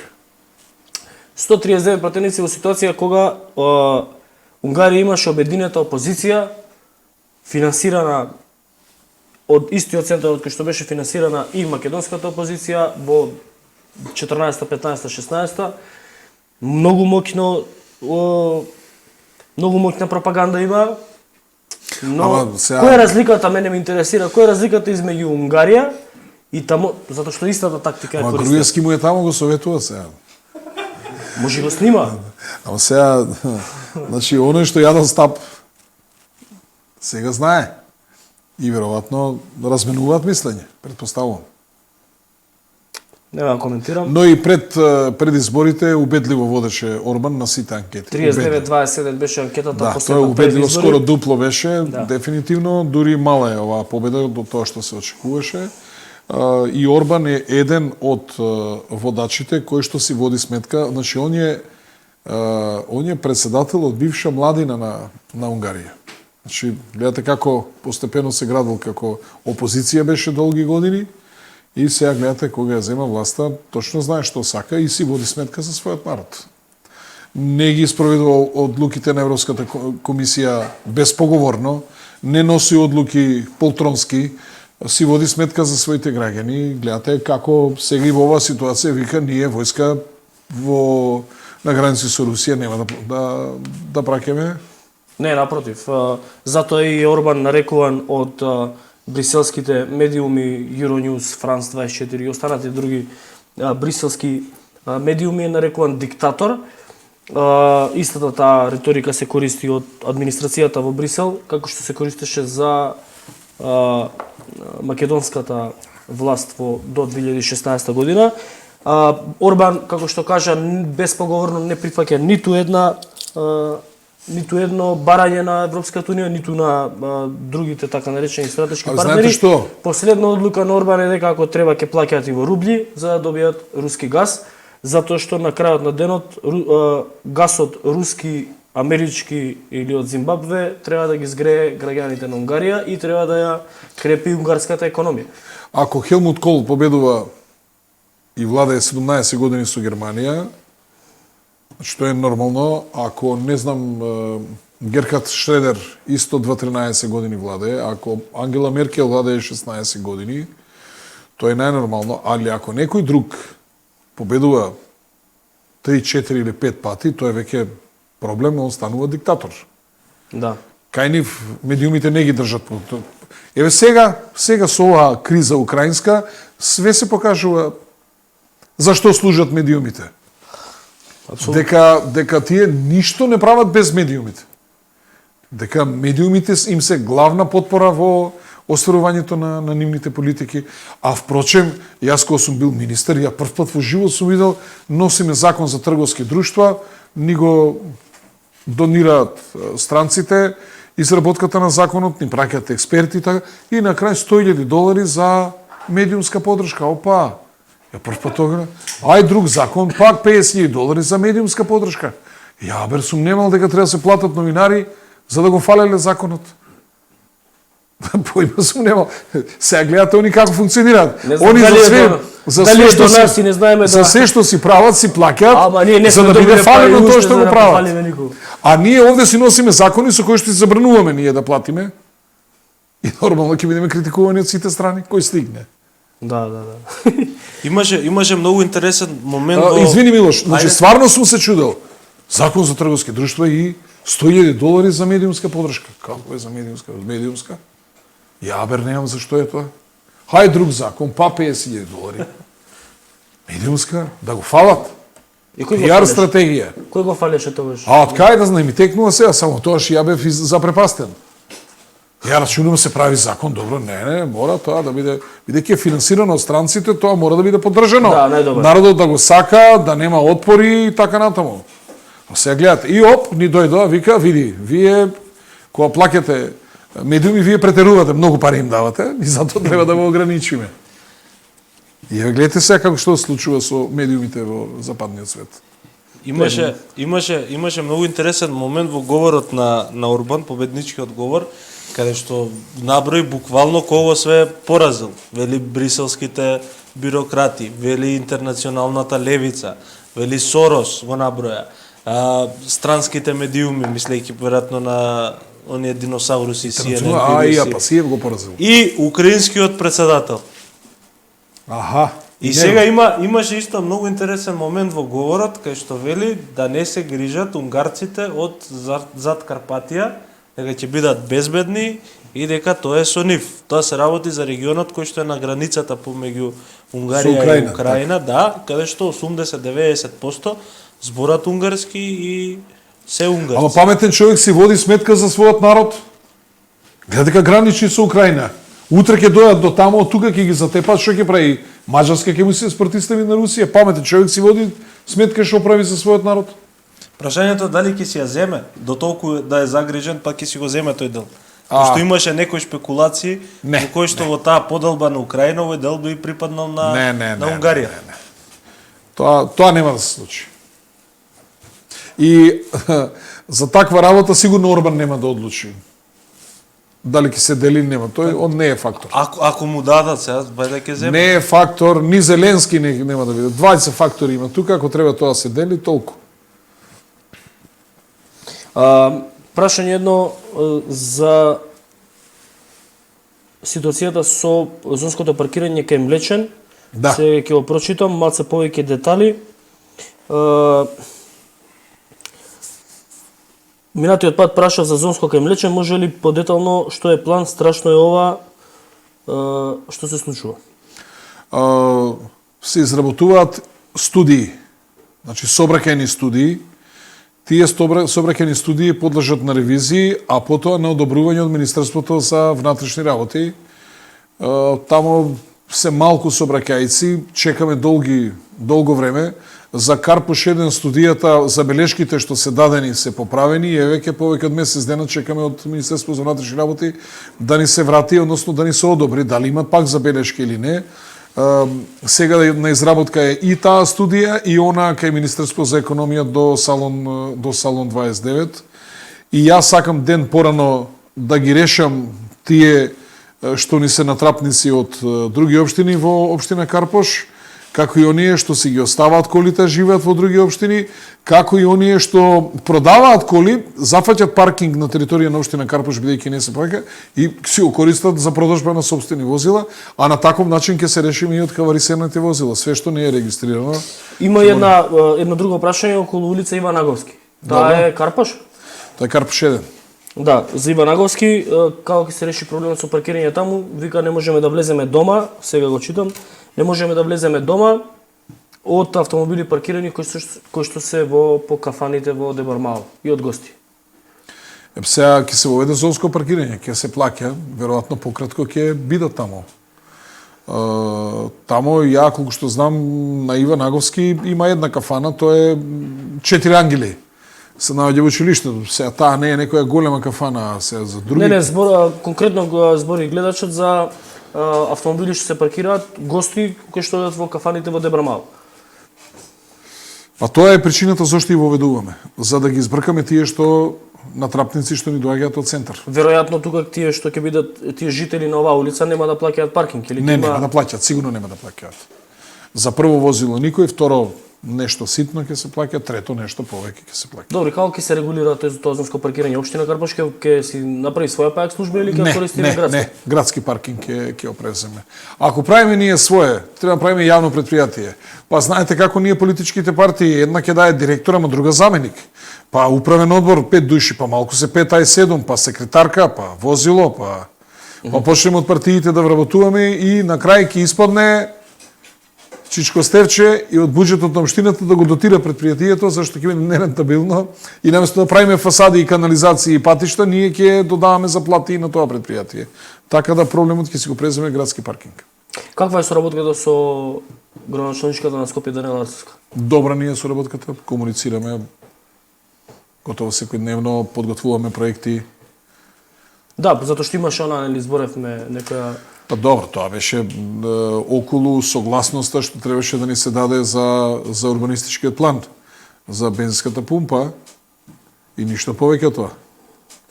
Дали ги се тргаат дивите стоваришта и перални пред зградите кај порта Козле кај Реплек? Како диви? Диви стоваришта и перални пред зградите кај порта Козле кај Реплек. Стовариштето, да, тамо со урбанистичкиот план предвидуваме друга работа, а пералната треба да видиме. Мислам дека е на приватно земјиште таа перална. Инаку одобрение за работа на било кој стопански субјект дава Министерство за економија, односно пазарна инспекција, не градоначалникот. Ја би сакал сите тие ингеренции да ги имам, јас, ама ги немам. Значи, дали некој работи на диво или не, за тоа надлежна пазарна инспекција Министерството за економија. И ако мислат граѓаните дека тие луѓе работат на диво, треба си пријават во пазарна инспекција. Јас немам такви ингеренции да барам дозвола дали има работа или нема. Тоа зависи од Министерството за економија. Милош, ако нема што да додадеш, час и 31 минута, мислам дека ги српивме сите теми. Милош? Па, немам, еве, се има една снимка која што се гледа дека украинците убиваат руски заробеници близу Буча. Што прават? Потврдена снимка од Нью Йорк Таймс на која што се гледа како украинците убиваат руски воени заробеници во близина на Буча. Убивање воени заробеници е воено злосторство. Да. Значи, од страна на украинците. И види, сега во ситуација на војна, очигледно ќе се изнагледаме вакви работи и обвинувања, се надам дека час поскоро ќе заврши, за да веќе не мораме да... Ајде да искоментираме ситуацијата во Украина. На кратко, се случи Буча, за која што тврдат украинците и условно кажано меѓународната заедница се претежно се мисли на она западна представниците на западната така наречена демократија, дека се работи за масакар организиран, направен од руската армија. Руското Министерство за одбрана и надворешни работи и представникот на руското МНР во Обединетите нации пак вели дека се работи за сценарио слично на оно што беше во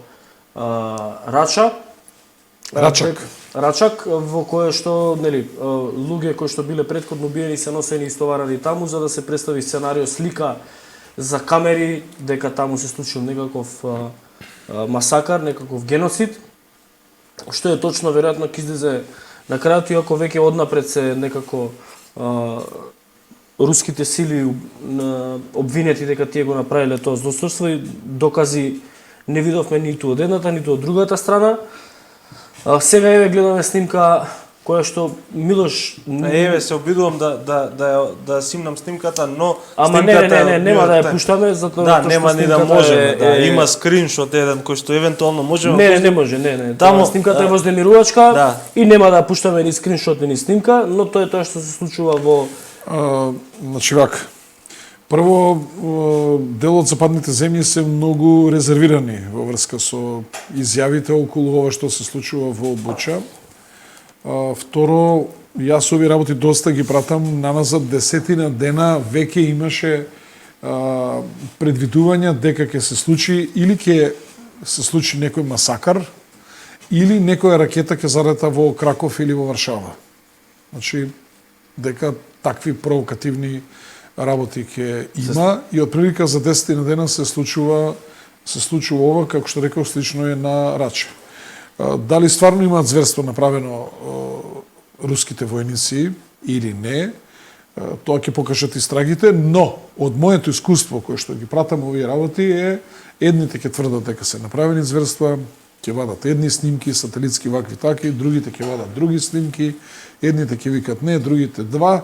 Да, меѓутоа приказните на Карла Дел Понте ќе го апсела Путин и така натаму, тоа после ќе вика дека се кае. Затоа што Русија не е потписник на Хашкиот статут, ниту Америка. Прво, Русија сакала да го подржи, меѓутоа како не го потпишала Америка, Англија, не знам која уште земја, значи Русија и Хашкиот трибунал не може да действува. Трето, големите сили, за нив суд нема.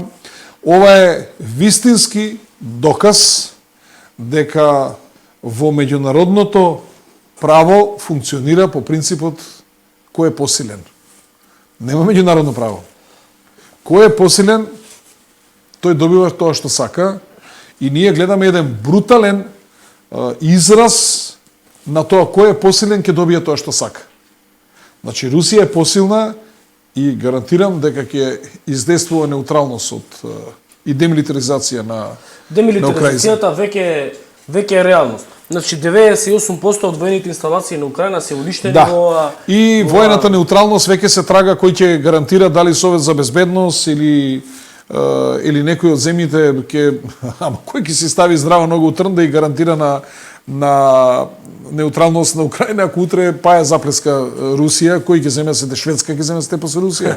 Мислам, така да не е таа работа така едноставна. Се гледа дека санкциите не ги даваат очекуваните ефекти, повеќе штета си прави Европа, отколку штета и се прави на Русија. Си има чувство дека санкциите воопшто не делуваат. На пример Германија продолжи да набавува руски газ и да си го плаќа во евра. Да. Значи, се гледа дека русите имале стратегија, дека ова не е случајно.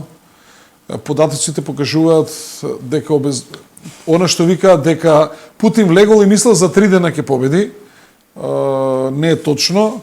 Обезбедени се резерви на муниција, значи војни средства, подготовки на фабриката за производство на оружје и така натаму. Имаше еден така за 5 наречен години, само извини, за 5 години, резерви на злато за 5 години, стокови резерви за 5 години, што значи дека тој планирал покрај со Украина да војува и со некои други, и тоа подолго, отприлика сите војни завршуваат за 4-5 години.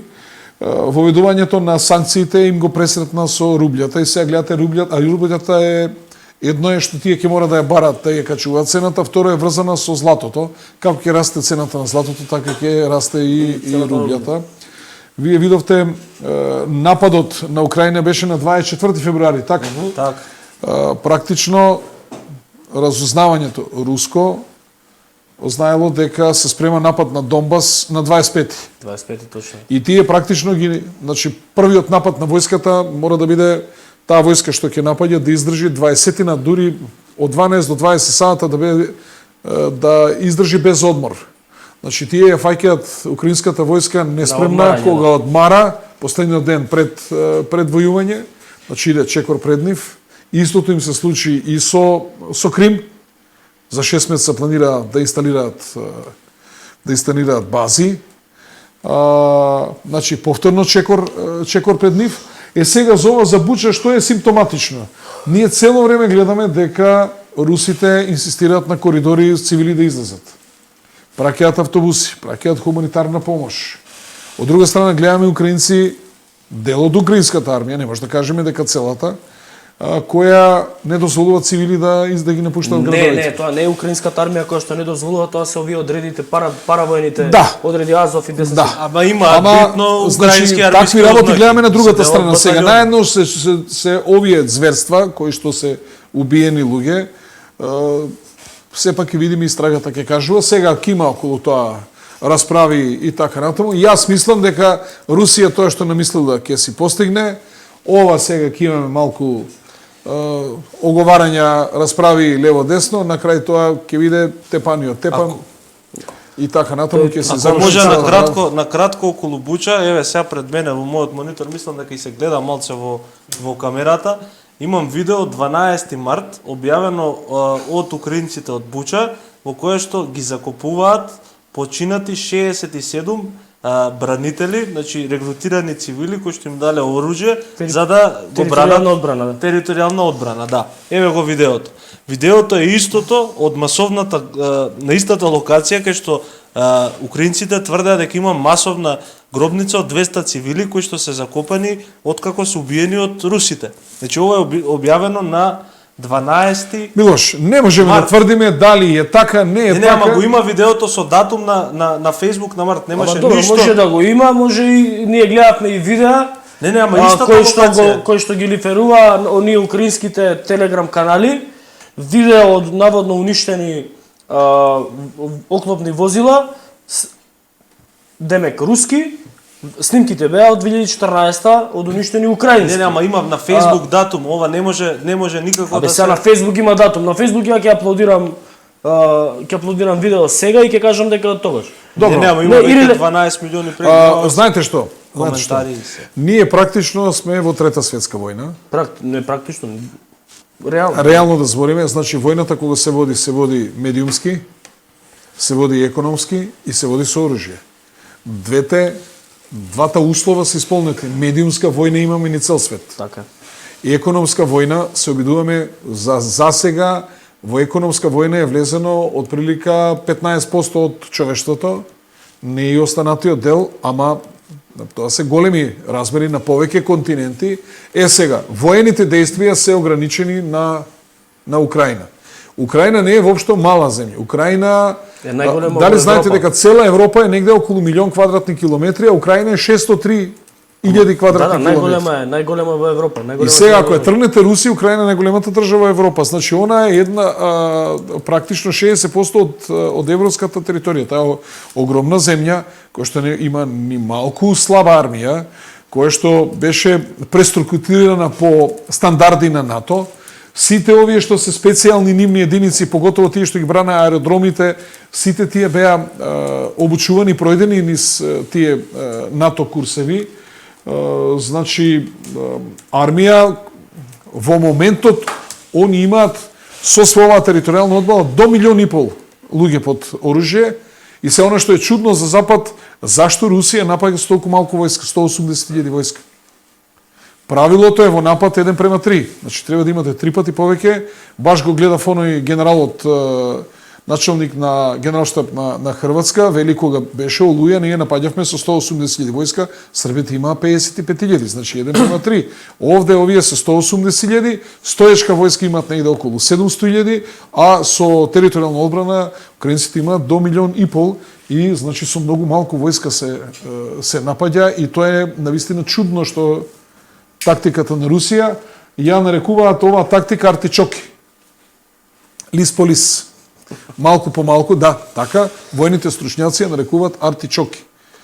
Тактика, значи лис по лис. Не се брзаат, малку по малку, завземаат делови, прегрупираат војска. И јас повторно ќе кажам, и на почетокот реков дека ова ќе заврши така како што намислила Русија, така ќе заврши, штета за Украина, убава држава. Или у македонска терминологија, тактика драчевски кромит, го зимаш кромит и го љупиш едно по едно. И некој плаче. И некој плаче. Тоа е тоа. И после на сите ни смрди. За жал многу народ ќе изгине. Уште ќе трае војната и многу народ ќе изгине. Добро е што демонстрацијата на сила на Русија со кинџалите и со авангардот е само предупредување до западот.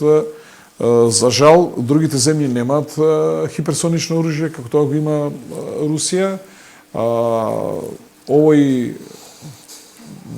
авангардот е, уствари, кинџалот е оружје кое што е направено врз основа на, како се викаше, ова другата, имаше една позната ракета, не Сармат, имаше сосема друга, значи на таа ракета, составено нови мотори, ракетни мотори, со дадено многу поголемо убрзање, доаѓа до 10 маха и гледате, значи тоа е нешто што они го тестираат 2018 година и се тврдеше дека они немаат такво оружје, сега испаѓа дека имаат Да, и што ви рекол Бајден, тоа е ракета како секоја друга ракета, само што ние немаме одбрана против таа ракета. Да, од Искандерот.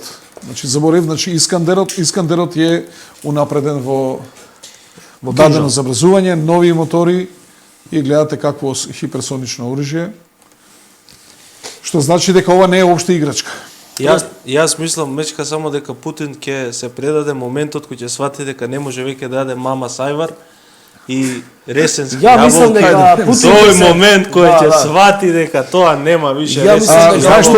Знаеш што е интересно?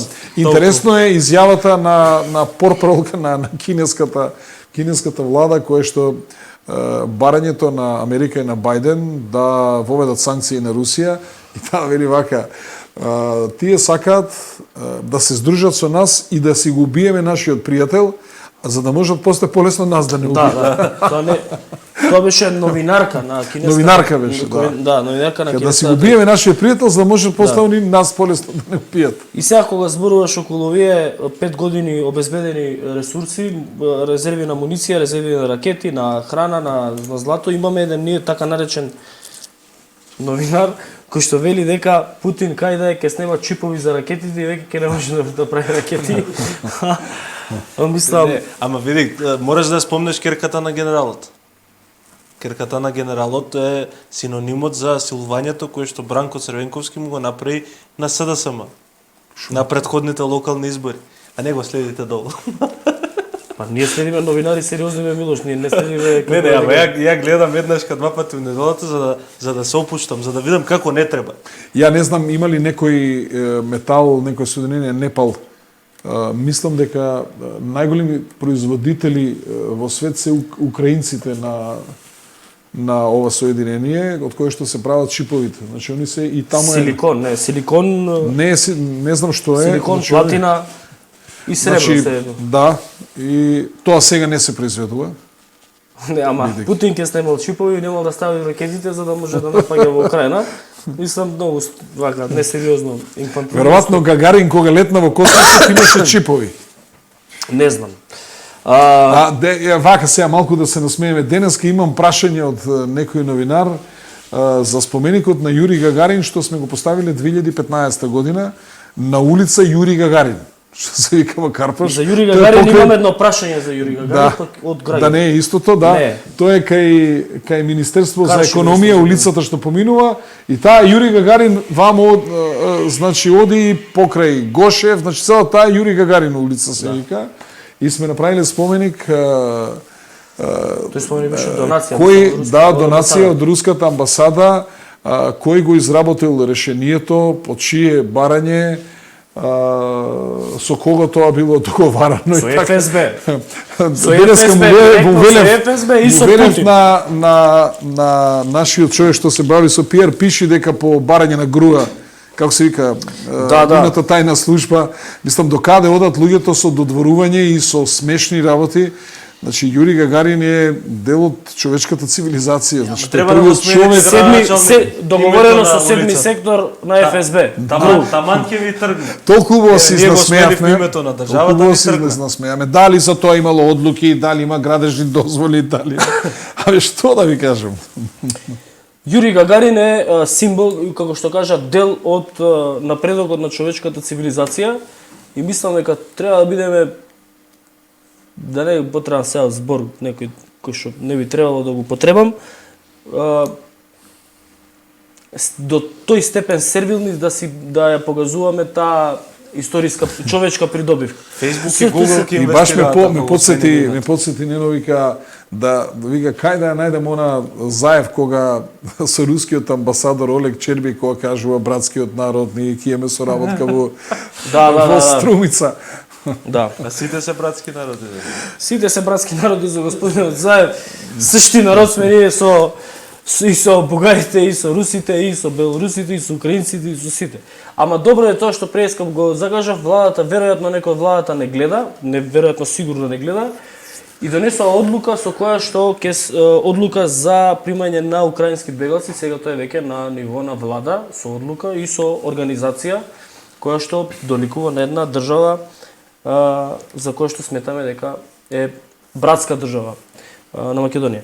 Јас предлагам тука да привршува сесијата. Мислам дека било добро да ги платат претходните сметки од нашиве луѓе што се враќа за време на ковид кризата и ги сместуваа по хотелите. Владата се уште не ги има платено тие сметки. Им направи штета на хотелите, трошкови им направи и не им плати. Не. Сега не знам кој ќе им ги прими. Тоа. Бараат пари за оние. Јас неодамна разговарав со еден, вика, ме уништија, 4 месеца држев, ми го руинираа хотелот, пари не добив од владата и Да, за ковид мерките за стопанствениците, тие што добија помош, стопанственици сега треба да ги враќаат парите назад. А оние кои што не ги распределиле согласно планот на УЈП, тие добиваат и казни и мора да ги вратат парите назад. За хотелите од Чичин може да бараат, он лежеше таму 30 дена изолација од палци. Чичин лежеше 2-3 пати по 30 дена. Да, собирај пари Чичин. У изолација, за изолација ќе треба да си платиш. За крај на емисијава прашање има од Карпошани за градоначалникот. Градоначалник црквата во Влај што треба да се изгради би требало да се вика Голема Богородица. Ваше мислење ве молам. Ја не знам по канонските правила како е. Како е по канонски правила, како треба да се утврди името незино, така ќе биде. Прашање за градоначалникот, гаражите на Јури Гагарин, порта Козле меѓу нив и уцртана улица и општ хаос. Чекај. А уште еднаш повтори? Гаражите на Јури Гагарин, порта Козле меѓу нив и уцртана улица и е општ хаос. меѓу гаражите е уцртана улица и општен хаос. Да. Ние се сретнавме со граѓаните таму, се договоривме дека по Јури Гагарин нема да има движење за да може да се дојде до тие два објекта, туку дека таа улица ќе излегува на Адолф Циборовски и дека нема да биде прометно. Претпоставам дека с тоа се граѓаните од тие двете згради што се до Реплек. Ќе имаме една улица која што ќе иде од улица Козле и ќе излегува на улица Адолф Циборовски и уште една уличка која што ќе биде сервисна за нив за да може да излегуваат на Адолф Циборовски и како што се договоривме заедно со граѓаните, сега денојве тоа ќе излезе уште еднаш анкета од 5 дена по закон сме должни да направиме. Јас си ми реков ставете ја 7 дена како што се договоривме со граѓаните таа улица да биде стопирана и да може да да нема проблем, да не биде фреквентна како што тие бараат, ние ќе го направиме тоа тие што бараат. А што ќе ни кажат сообраќајците во градот и во министерството, тоа не зависи од Стефче Акимовски. Ја ги поддржувам во нивното барање, така се договоривме. Па ќе видиме. Уште едно барање има на улица Варшавска да се вратат лежичките полицајци кои беа странети при реконструкција на улица. Лежачки полицајци може да има само кај влезот на училиштата и ништо повеќе. И ништо повеќе, претеравме со лежачки полицаи. Тогаш зошто ги реконструираме улиците? Се правиме дупка нагоре, боле да има дупка надоле. Сакаш некеш ќе можеш да прикочиш, зашто ќе акнеш во дупка. И сега ние ќе реконструираме улици и после лежачки полицајци. Пешачки премини треба уште 2 пешачки премини тамо да обележиме и кажав на фирмата и следна работа, значи лежачки може да има само таа голема улица пред влезот на училиштето и ништо повеќе тоа. Ако немаме што да додадеме на досегашната емисија, јас ќе им се заблагодарам на гледачите кои што и вечера не следеа во голем број. Следете не во петок, јас, Милош и Чичин, недела јас, Милош и Јанко. Во меѓувреме читете Инфомакс, добивате ги информациите први и без цензура. Оставете со здраве и се гледаме. Поздрав. Ја прашам.